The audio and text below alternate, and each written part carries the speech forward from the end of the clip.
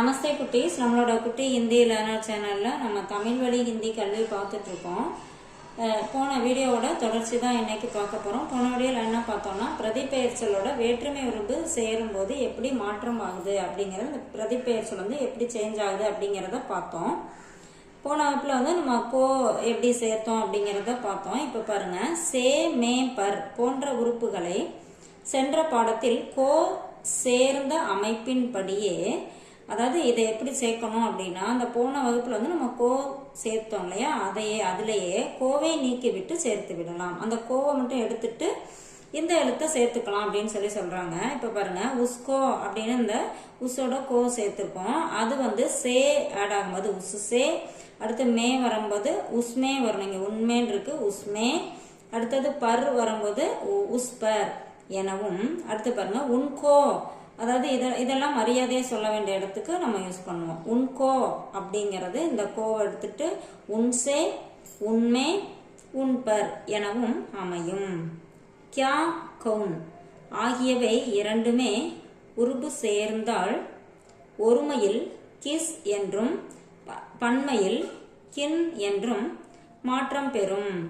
அதனால்தான் அவற்றிற்கு எது, யார் என இரு அர்த்தங்களும் வருகின்றன. கிஸ்மே எதில், யாரில், கின்மே எவற்றில், எவர்களில். இது மரியாதையா சொல்லும் போது ப்ளூரல் ஃபார்முக்கும் அந்த கின்மே யூஸ் பண்ணுவோம். அடுத்து பாருங்க, கிஸ்ஸே எதனால், எதனோடு, எதனிடமிருந்து, எதனுடன், எதனை காட்டிலும்.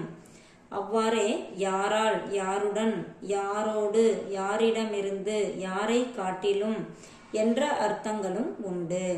இவை பன்மையில் வரும் பொழுது கின்சே என மாறும். இரு வாக்கியங்களை இணைப்பதற்காக பயன்படும், கேள்விக்காக அல்ல அப்படின்னு கொடுத்துருக்காங்க. ஜோ எனும் சொல்லிற்கு எவன், எவள், எது, எந்த, எவர்கள் என ஒருமையும் பன்மையுமான பொருள் உண்டு. இது கேள்விக்காக யூஸ் பண்றது இல்லை. ரெண்டு வாக்கியங்களை இணைக்கும் போது இந்த மாதிரி வரும். ஆனால் அதனுடன் உருபு சேர்ந்தால் அச்சொல் ஒருமையில் ஜிஸ் எனவும் பன்மையில் ஜின் எனவும் மாறும். அத்துடன் கோ சேர்ந்தால் ஜிஸ்கோ, ஜிசே என்றும் பன்மையில் ஜின்கோ, ஜின்னே எனவும் மாறும்.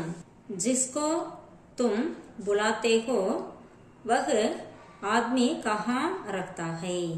யாரை நீ கூப்பிடுகிறாயோ அம்மனிதன் எங்கே வசிக்கிறான். जिनको तुम रुपये देते हो वे आदमी क्या काम करते हैं. எவர்களுக்கு நீ பணம் கொடுக்கிறாயோ அம்மனிதர்கள் என்ன வேலை செய்கிறார்கள். இது ப்ளூரல் ஃபார்முக்கும் மரியாதையா சொல்லும் போது இந்த மாதிரி வரும்னு சொல்லியிருக்கோம். இங்க வந்து எவர்களுக்கு அப்படிங்கப்ப ஜின்கோ வருது, ஜிஸ்கோங்கிறப்ப யாரை அப்படின்னு ஒருமையில காமிச்சிருக்காங்க. நீ கூப்பிடும் மனிதன் எங்கே வசிக்கிறான், நீ பணம் கொடுக்கும் மனிதர்கள் என்ன வேலை செய்கிறார்கள் எனவும் அர்த்தம் கொள்ளலாம். அதுபோலவே சொற்றொடர்களை உபயோகித்து ஒரே வாக்கியமாக ஹிந்தியில் எழுதவும் முடியும்.